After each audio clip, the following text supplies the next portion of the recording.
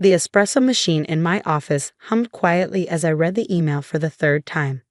2 years after walking out of my life, my ex-husband was asking for a meeting. "Emily, please. I know I don't deserve your time, but my company is in trouble. I need investors who understand the business. Just 1 hour of your time."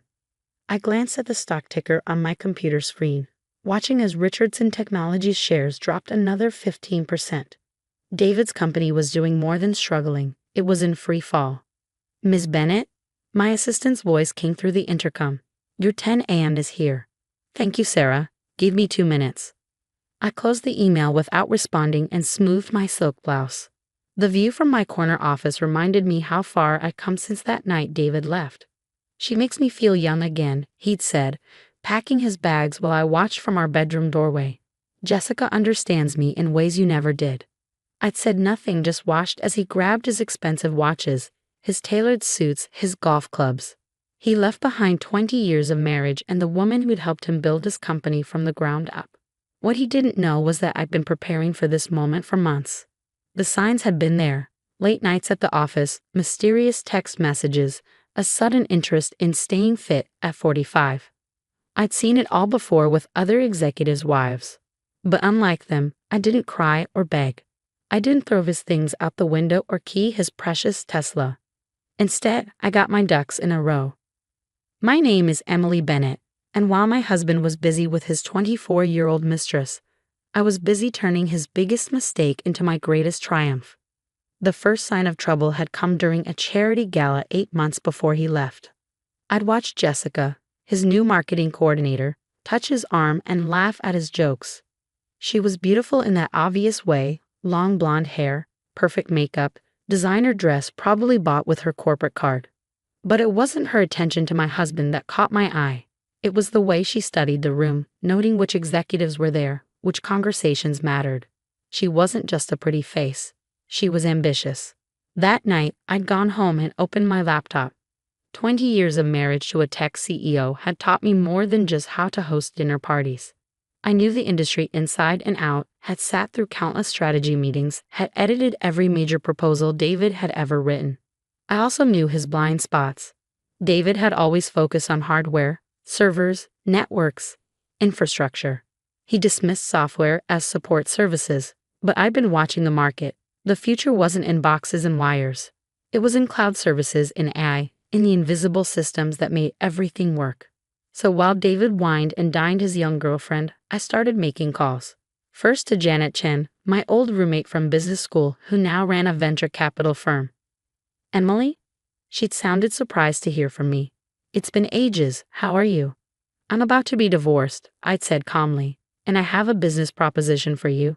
We'd met for coffee the next day. I laid out my plan: a software company specializing in ad-driven cloud management, something that would complement existing infrastructure companies like David's, while quietly making them obsolete. Janet had listened, taking notes, asking sharp questions. At the end, she looked up with a smile I remember from our college days, the one that meant she smelled blood in the water. "You know this will compete directly with Richardson Technologies," she'd said. "Eventually," I agreed, "but by then, it'll be too late." She wrote me a check for $2 million in seed funding that afternoon. I hired the best developers I could find, poaching several from David's own company. They came eagerly. It turned out I wasn't the only one who'd seen the writing on the wall. Richardson Technologies was still profitable, but it was falling behind the curve. The divorce was quick and clean. David, convinced I was just a trophy wife who'd gotten too old for the role, didn't look too closely at my new consulting business. He gave me the house and a decent settlement in exchange for my shares in his company. I signed the papers with a Mont Blanc pen he'd given me for our 15th anniversary. The irony wasn't lost on me. By the time the ink was dry, Bennett Digital Solutions was already developing its first product. While David posted Instagram photos of his Hawaiian vacation with Jessica, I was in meetings with potential clients who were tired of clunky, outdated systems. Now, 2 years later, I sat in my corner office in downtown Seattle, running a company valued at just over $50 million. Our cloud management software was revolutionizing the industry, and Richardson Technologies was hemorrhaging clients, many of them to us. A knock at my door pulled me from my thoughts. "Come in." I called. Lisa Chen, Janet's daughter and my head of business development, strode in with a tablet in hand. "You're going to want to see this," she said, placing it on my desk. I looked at the screen and couldn't help but smile. Richardson Technologies stock had dropped another 10% in the last hour. They were now trading at less than a quarter of their value from 2 years ago. "Word is they're looking for investors," Lisa continued. "Rumor has it David's been making the rounds, but no one's biting. They all say the same thing. The company's too far behind the curve." I picked up my phone and opened David's email again. Should I meet with him? It would be satisfying to see him squirm, to watch him realize that the wife he'd discarded had become the powerful CEO he'd always wanted to be. But I had a board meeting in an hour, followed by a client presentation. My time was valuable now. "Sarah," I called through the intercom, "please respond to Mr. Richardson's email. Tell him I'm afraid I don't have time in my schedule for meetings about struggling companies, but he's welcome to submit an investment proposal through our standard channels." Lisa grinned. Cold. "No," I corrected her, standing up to gather my materials for the board meeting. "Just business." I was reviewing quarterly projections when Sarah buzzed through again. "Miss Bennett, Mr. Richardson is here. He doesn't have an appointment, but he's insisting on seeing you." I glanced at the security feed on my computer. David stood in the reception area, looking significantly less polished than I remembered. His designer suit was slightly rumpled, his normally perfect hair showing signs of stress. No sign of the golden Rolex he'd loved to flash. Interesting. "How long has he been waiting?" I asked, though I could see the timestamp on the security feed. 20 minutes, Sarah replied. "Should I call security?" I considered it for a moment. Part of me wanted to let him stew out there, maybe even have him escorted out. But another part, the part that had spent 20 years analyzing business strategies, knew this was an opportunity. "Give him 5 more minutes," I said. "Then send him in." I used those 5 minutes to make myself impeccable.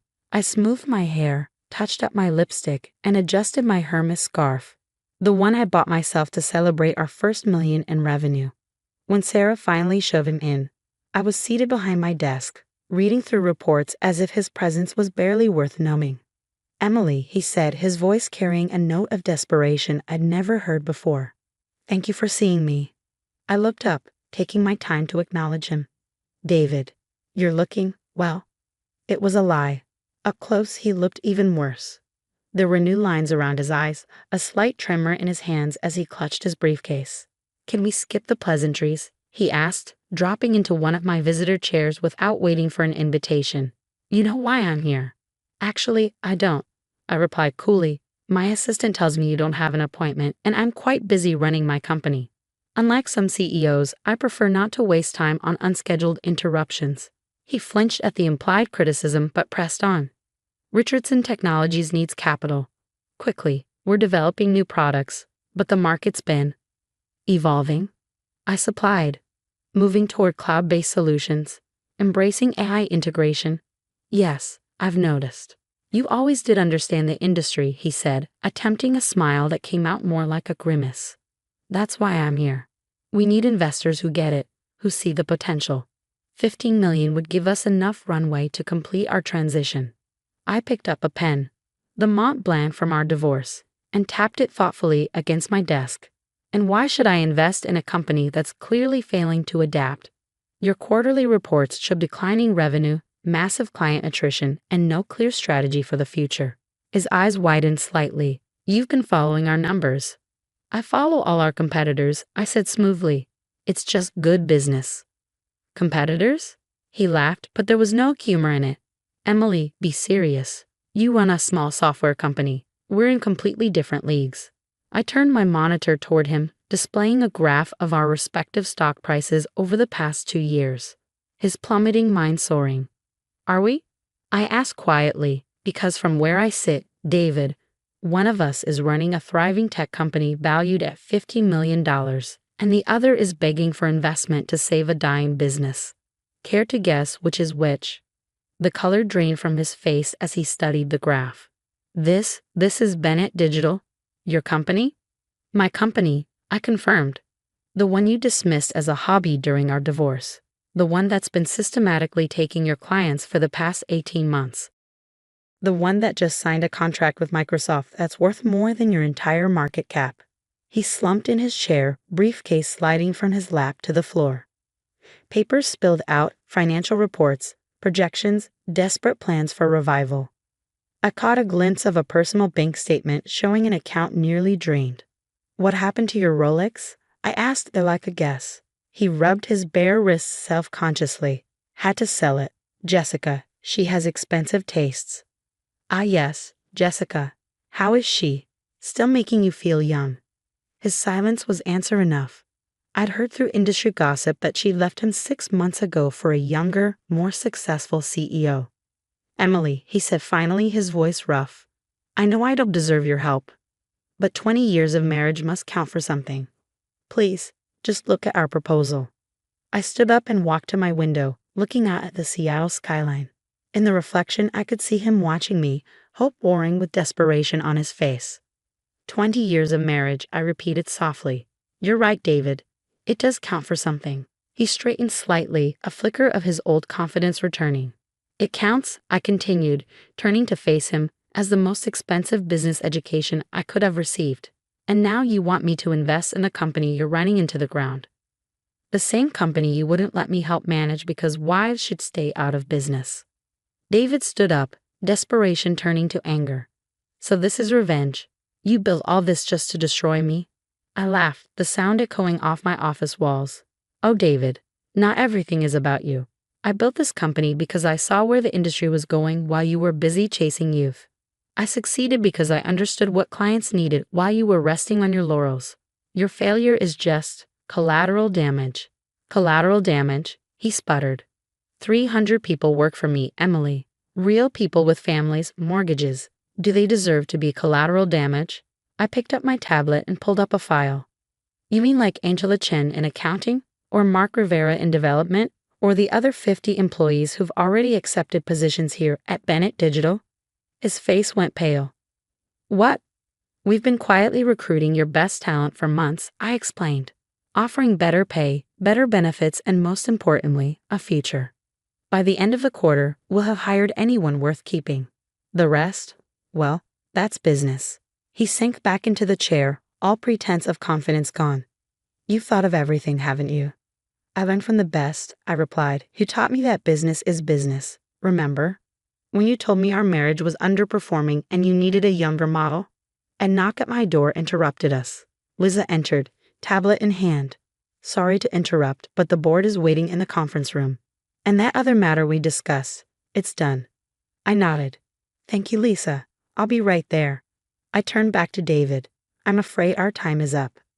"Please," he said, "one last attempt." "What am I supposed to do?" I sat back down at my desk and pulled out a folder. "Actually, I have a proposal for you." His eyes lit up with hope, but I quickly crushed it. Bennett Digital will buy Richardson Technologies' assets at market value, which, given your stock price, is about 10 cents on the dollar. Your shareholders get something rather than nothing. Your employees get job security, and you, I slid the folder across the desk, you get to retire with your dignity somewhat intact. He opened the folder with trembling hands, reading through the terms. "This is a hostile takeover." "No, David. This is mercy. You have 24 hours to accept. After that, we'll simply wait for bankruptcy and pick up the pieces for even less." As security escorted him out, I caught a glimpse of my reflection in the window. Confident, powerful, unstoppable. Not bad for a woman he deemed too old. The board meeting was brief and triumphant. Our quarterly numbers were exceptional, and the news about Richardson Technologies' imminent acquisition was met with enthusiasm. That evening, as I packed up my office, I found an old photo in my desk drawer. Our wedding day, 22 years ago. We looked so young, so full of promise. David grinning at the camera, me gazing at him adoringly. "Miss Bennett?" Sarah appeared in my doorway. "Your car is here." And Mr. Richardson's office called. They've accepted the offer. I dropped the photo in the shredder. "Thank you, Sarah. Please have legal start the paperwork first thing tomorrow." On my way out, I passed the wall of awards and press clippings that lined our reception area. Bennett Digital revolutionizes cloud management. Emily Bennett named CEO of the Year. Local tech company hits $50 million valuation. My phone buzzed with a text from Janet. Heard about Richardson. Drinks to celebrate. I smiled and replied, can't tonight. Early meeting tomorrow. Taking over an old tech company. Nothing major. As my driver navigated through Seattle's evening traffic, I thought about the past 2 years. The late nights, the risks, the moments of doubt. But mostly, I thought about that night David left, thinking he was leaving me with nothing. He'd been wrong about so many things. About business, about age, about what makes a person valuable. But his biggest mistake was underestimating the woman who had spent 20 years learning exactly how to succeed in this industry. My phone buzzed again. A text from an unknown number. You won. Are you happy now? D. I typed back 3 words. Just getting started. Then I blocked his number and turned back to the quarterly projections for our newest division. There was still so much to build, so much to achieve. And unlike David, I wasn't interested in looking back.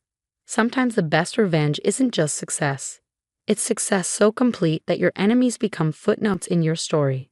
David had wanted a younger woman. He got his wish, but he'd forgotten that experience, wisdom, and determination often trump youth. As my car pulled up to my penthouse apartment, I caught sight of my reflection in the lobby windows. At 42, I didn't see an aging woman past her prime. I saw a CEO, a visionary, a force to be reckoned with. The security guard tipped his hat. Evening, Ms. Bennett. Another late night?